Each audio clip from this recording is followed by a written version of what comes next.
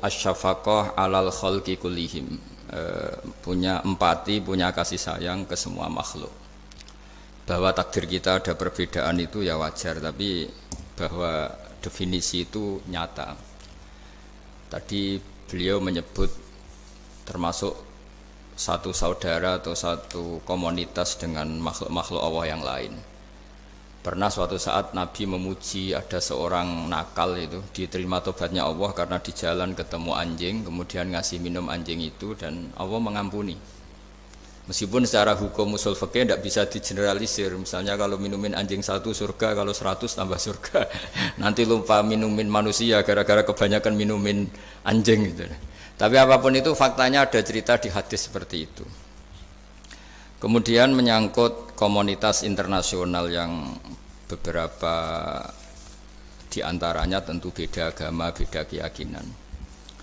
Saya mau membacakan cerita di kitab Ar-Risalah Al-Qushairiyah. Jadi saya hanya membantu referensi-referensi yang diajarkan guru-guru kita.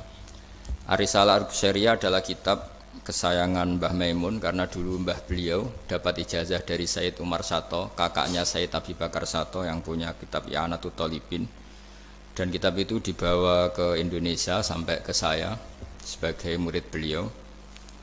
Di antara yang disebut dalam Ar-Risalah Al-Qushairiyah ini Thariqatu Ahlil Ilm, kitab Ar-Risalah Al-Qushairiyah itu. Saya baca nasnya atau ibaratnya atau teksnya. Sami'tu ba'dal ulama yaqulu istadhafa majusiyun Ibrahim al-Khalil alaihi salam faqala bisyarti antuslima. Famarral majusiyu fa'awhallahu ta'ala ilaihi mundu khamsina sanatan nut'imuhu ala kufri falau nawaltahu lukmatan min ghairi antutalibahu bitahyiri dini. Famado Ibrahim alaihi salam ala athari hatta adrakahu wa atadhara ilaihi fasalahu anis sabab fadhakara lahu dzalik fa aslamal majusiyu. Jadi suatu saat Nabi Ibrahim itu kan terkenal Abu Duyuf, orang yang mesti menservis tamu-tamu itu. Kita tahu dulu itu tidak ada warung, tidak ada hotel, tidak ada, ya pokoknya tidak ada mall. Sehingga kalau orang pergi itu kelaparan betul itu. Mbok orang kaya pun kelaparan karena melewati padang pasir itu. Kalau sekarang kan orang mau sowan kiai makan dulu. Karena takutnya di rumah kiai kan makan sungkan, jadi makan dulu nanti di kiainya tinggal pura-pura makan. Kalau dulu memang makan nih tamu itu wajib betul, kalau ndak ya kelaparan betul tamu itu. Sehingga cerita suatu saat di antara tamu itu berakidah, berfaham Majusi atau beragama Majusi lah gampangannya itu. Terus Nabi Ibrahim nggak mau, saya mau ngasih makan syaratnya Anda harus Islam gitu. Akhirnya orang ini putus asa kemudian meninggalkan Nabi Ibrahim. Saat itu, saat orang itu meninggalkan Nabi Ibrahim, Allah memberi wahyu ke Nabi Ibrahim. Orang itu umurnya 50 tahun dan dia hidup karena tak kasih makan. Terus kata Allah, mundu khamsina sanatan nut'imuhu ala kufri. Saya yang Tuhan saja ngasih makan dia 50 tahun tanpa syarat dia harus Islam. Kamu baru dimintai makan sehari mensyaratkan Islam. Walhasil terus Nabi Ibrahim ngejar orang Majusi itu, terus monggo-monggo makan di rumah saya. Singkat cerita terus orang Majusi itu tanya, kenapa Anda berubah pikiran? Terus Nabi Ibrahim cerita bahwa beliau ditegur Allah kemudian harus melakukan itu. Jadi cerita-cerita seperti itu banyak. Dulu kita dengar para kiai sering cerita ketika seorang Yahudi rumahnya diusir Amr bin As untuk pembangunan masjid. Ketika lapor ke Sayyidina Umar, masjid itu yang mengambil tanahnya orang Yahudi harus dikembalikan ke orang Yahudi. Dulu guru-guru kita juga sering cerita Sayyidina Ali itu pedangnya dicuri sama orang Yahudi.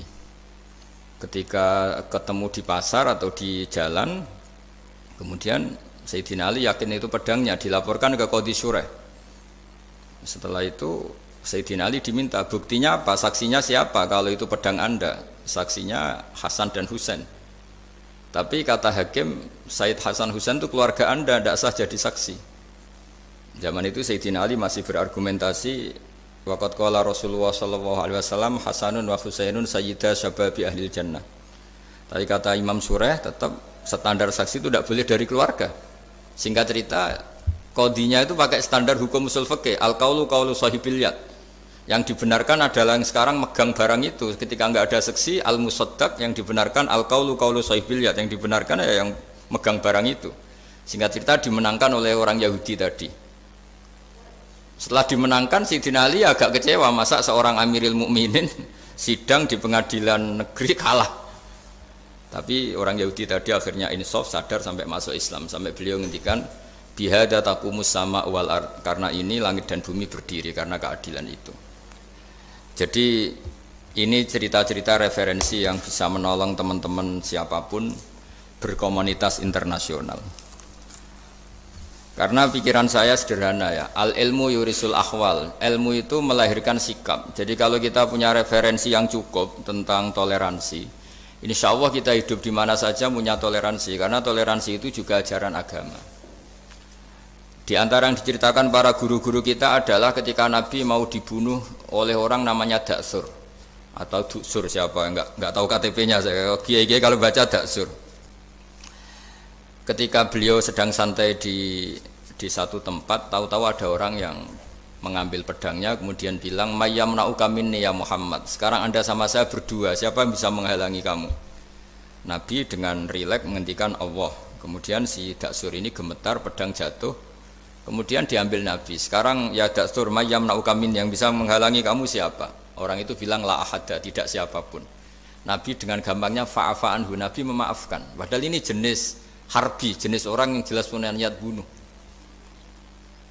Terus artinya kita yang ngaji di pesantren, saya ngaji di Mbah Maimun, punya Bapak Kiai Nur Salim, semuanya ngajarkan bahwa di mana-mana perang kekerasan itu ya karena kita diperangin. Udina lil ladzina yuqatalun, karena kita diperangi kita boleh perang.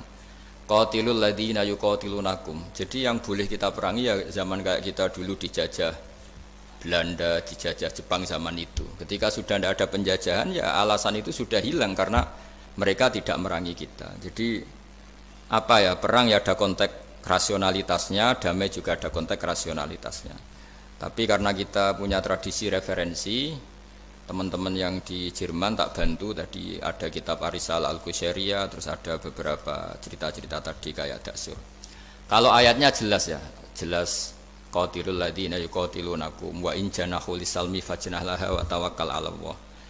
Bahkan seperti yang diceritakan Profesor Quraisy tadi, yang sedang kita benci pun bisa saja suatu saat teman. Dalam surat Mumtahanah itu atau Mumtahinah ada ayat asawwau ayyaj'ala bainakum wa bainal ladzina ataitum minhum mawaddah. Bisa saja orang yang sekarang kamu benci suatu saat kamu cintai. Wallahu qadir, itu Allah Maha Kuasa. Dan tadi saya menambahkan yang dikatakan Profesor Quraisy tentang belajar. Dulu Nabi itu enggak puasa Asyura. Tapi ketika datang ke Medina, orang-orang Yahudi itu puasa Asyura. Coba tanyakan ke mereka, kenapa puasa tanggal 10? Terus mereka menjawab, yaumun najjawahu fi Musa, itu hari yang Allah menyelamatkan Nabi Musa. Terus fa'amara bisyami, kemudian Nabi menyuruh sahabat puasa. Artinya dulu itu segampang itu hidup, itu sesuatu yang baik apa, ya sudah ditiru. Meskipun kita tahu Nabi itu tentu mustaqil bil istihad, Nabi itu orang yang mandiri. Tapi memberi percontohan kita betapa gampangnya kita seperti itu. Dulu ada seorang Yahudiyah meminta sama Sayyidah Aisyah dan dikasih. Ketika dikasih dia mendoakan semoga kamu Aisyah selamat dari siksa kubur.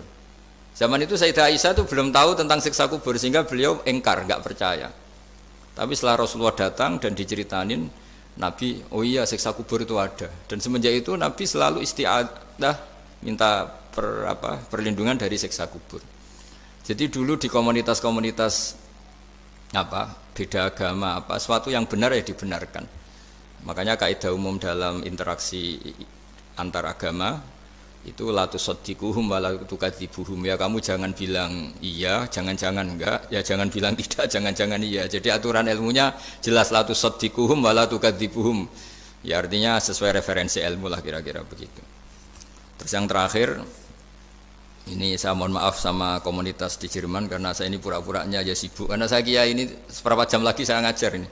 Nanti kalau saya tidak ngajar di sini yang ngundang agak-agak dosa. Jadi supaya sama-sama tidak dosa, ini saya ya nuruti jenengan. Tapi ya karena saya ngajar ini juga yang datang orang macam-macam. Ada yang Kalimantan, Sumatera mau ngaji di sini. Ini seberapa jam lagi saya ngaji Sahih Muslim. Yang terakhir ini di halaman Kitabu Adabil Ulfa wal Ukhuwah halaman 285 dalam Ihya juz 2. Jadi kitab saya juz 2. Mungkin kalau beda cetakan yang jelas ikut Kitabu Adabil Ulfa wal Ukhuwah. Di sini diterangkan oleh Imam Ghazali dengan beberapa riwayat yang disebut al-jiranu salasatun. Bertetangga itu ada 3. Jarun lahu hakun wahid, ada tetangga yang punya hanya 1 hak. Wa jarun lahu haqqani wa jarun lahu salah satu hukukin. Terus beliau cerita yang punya 3 hak itu ya tetangga, ya seagama, ya masih ada hubungan kerabat. Yang punya 2 hak ya tetangga, ya seagama. Terus wa amal ladzi lahu haqqun wahid fal jarul musyrik. Yang punya hak 1 itu tetangga yang beda agama. Jadi intinya tetap dikasih hak meskipun beda agama.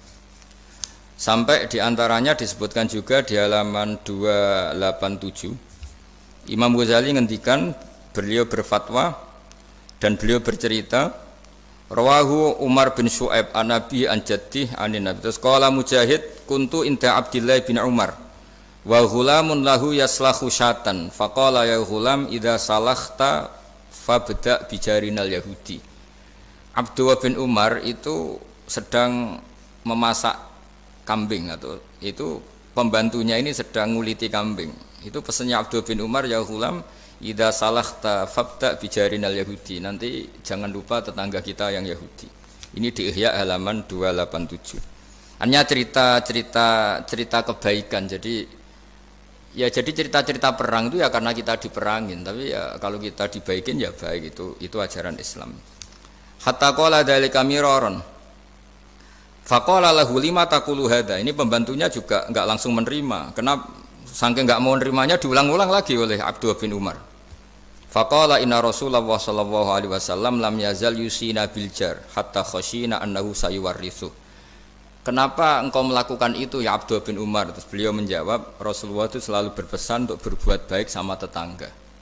Tadi kita tahu kalau tetangga punya 3 hak, berarti seagama, ada hubungan kerabat, hakul jar, berarti 3. Ada yang seagama dan tidak punya hubungan kerabat, berarti punya 2 hak, yaitu satu agama dan kerabat. Ada yang punya 1 hak saja, ya tidak keluarga, tidak seagama, tapi karena tetangga itu juga tetap punya hak. Dan itu pun masuk kategori lam yazal yusina biljar, termasuk orang-orang yang harus kita baikin. Ya kalau di Qur'annya kayak tadi ya, qatilul ladzina yuqatilunakum, boleh merangi ya yang merangi kita. Udzina lil ladzina yuqatalun, diberi hak merangi ya sama yang merangi kita, bukan yang tidak merangi kita. Terus waqala Hisham, Kanal Hasanu la yara ba'san antut imal jarul Yahudiyya wan Nasraniyya min udkhiyatik. Bahkan sebagian ulama di sini disebut Hasan Basri berpendapat kalau berkorban, kalau punya tetangga Yahudi yang butuh enggak apa-apa dikasih dagingnya. Ini di halaman Ihya 287 juz 2. Jadi dari cerita-cerita itu dan referensi-referensi itu, teman-teman di Jerman enggak usah khawatir lah kalau kiai-kiai kayak kita itu berfatwa enggak boleh berkomunitas internasional nanti takut begini ndak lah. Kita bacanya ya sama seperti yang dibaca Profesor Kures, sama yang dibaca guru-guru kita. Jadi itu kalau boleh dikatakan sumbangan saya lah, bahwa di kita di pesantren itu ajaran-ajarannya juga seperti itu. Dan tadi beberapa kita saya sebutkan halamannya supaya bisa dicari, supaya tidak kelihatan hoax, juga tidak bikinan saya gitu, supaya jelas itu. Dan saya mohon maaf karena nggak bisa ngikuti sampai selesai, tapi saya ngapresiasi, semoga jadi syawal yang baik. Minal aidin wal faizin. Minal aidin artinya kita kembali menjadi ahli surga. Saya termasuk yang sependapat dengan kitab yang saya baca. Dulu kita ini ahli surga karena Nabi Adam lahirnya di surga dan diciptakan di surga. Karena satu kesalahan beliau harus kembali ke bumi. Dan setelah puasa itu selesai dan diterima, kita kembali ke ahli surga lagi, maksud minal aidin, kita kembali lagi berstatus sebagai ahli surga. Dan itu dimulai dari saling memaafkan, karena yang menghalangi masuk surga itu hak adami. Manusia itu kan paling kikir untuk memaafkan orang lain, padahal kalau hak adami belum selesai itu Allah tidak mau memaafkan. Makanya syaratnya masuk surga harus kita saling memaafkan. Dengan cara seperti itu insya Allah kita minal aidin wal faizin. Jadi mohon maaf, sekali lagi mohon maaf karena saya tidak bisa ngikuti sampai selesai karena saya harus ngaji, karena bukan papa ya, memang harus. Andikan sunat itu mungkin saya tinggalkan. Mohon maaf sekali. Wassalamualaikum warahmatullahi wabarakatuh. Waalaikumsalam. Terima kasih sekali Gus. Kalau misalnya untuk satu pertanyaan mungkin masih bisa Gus Pak atau Prof. Rais, sama-sama harus tinggal 2 menit. Namun ini Gus, Banyak yang nunggu, nanti saya yang dimarahi, ini saya juga menunaikan kewajiban. Ada satu pertanyaan dari Satu pertanyaan saya tunggu. Terima kasih Prof. Ini saya tanyakan langsung Prof. Saya pernah mendengar panjenengan menyampaikan tentang konsep kedamaian aktif dan pasif. Mungkin bisa dijelaskan Prof mengenai hal tersebut, khususnya dalam rangka mempersatukan hati tadi itu Prof. Baik. Jadi begini, saya beri contoh. Damai pasif itu Anda tidak ganggu orang. Damai aktif itu Anda memberikan sesuatu yang positif pada orang. Kalau kita berada di bus, duduk tanpa menyapa yang di samping kita, tanpa mengganggunya, kita duduk dengan baik sambil membaca atau merenung, itu terjadi kedamaian, tapi itu damai pasif. Ada yang aktif adalah Anda memberi dia, ini koran Mas mau baca, ini permen Mas, ajak dia ngobrol dan sebagainya, itu damai aktif. Nah, di Al-Qur'an itu dua-duanya ada itu. Ya, idza khatabahumul jahiluna qalu salama. Kalau mereka itu disapa oleh orang-orang jahil, mereka tinggalkan.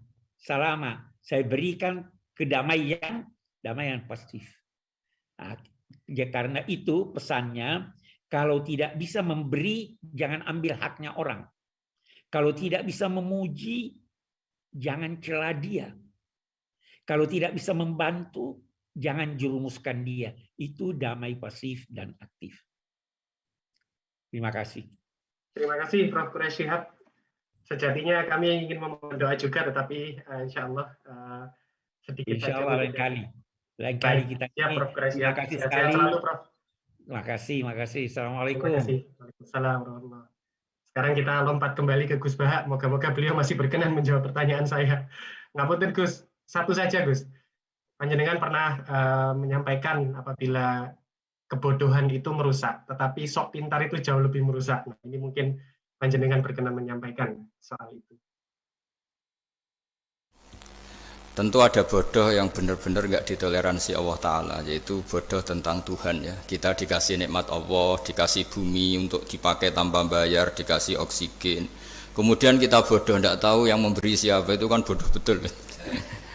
Tapi lebih merusak lagi ketika nggak ngerti, mengklaim dirinya sebagai ngerti. Karena itu artinya kan sesuatu yang harusnya larangan dimengerti, gara-gara kamu bilang itu ilmu, itu terus diilmukan. Jadi sesuatu yang salah tapi diilmukan, itu lebih ngeri karena menyesatkan.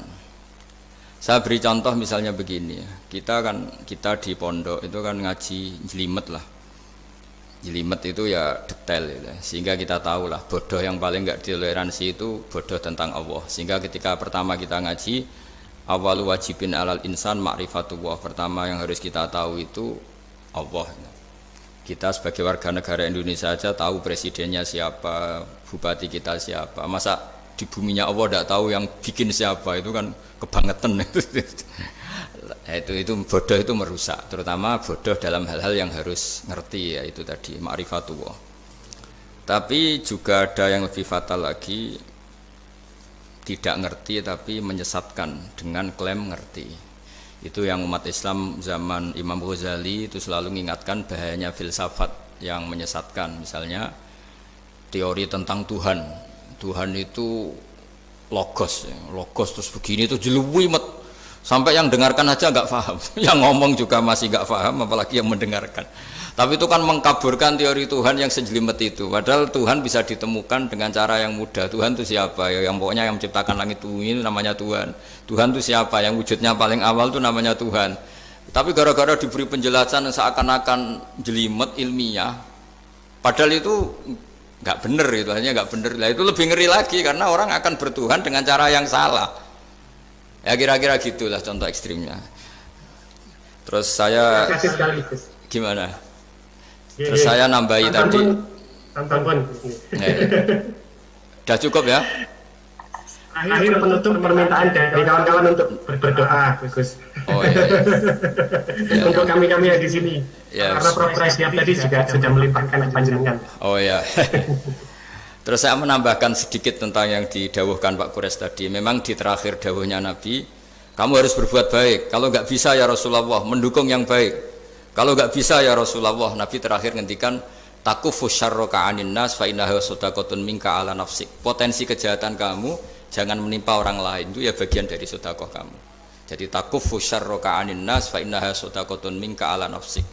Jadi misalnya bawaan kita baru nggak mood, bawaan kita baru ingin emosi, ya sebaiknya jangan ketemu orang, nanti bawaannya cemberut.